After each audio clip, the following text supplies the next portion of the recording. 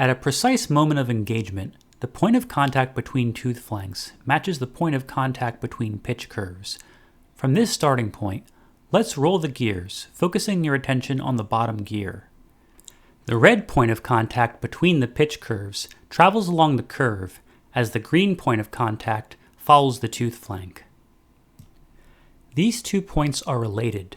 The line joining them at all times forms an angle with the pitch curve tangent. This angle is called the pressure angle.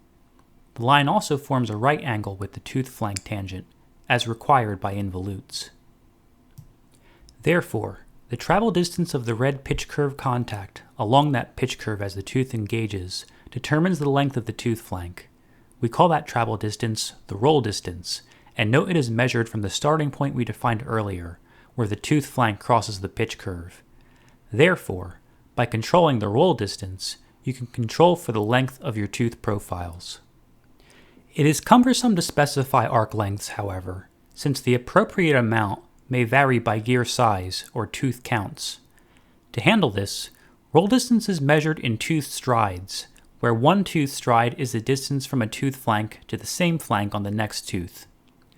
Gearify uses 1.5 tooth strides as the default max roll distance, but you can specify others.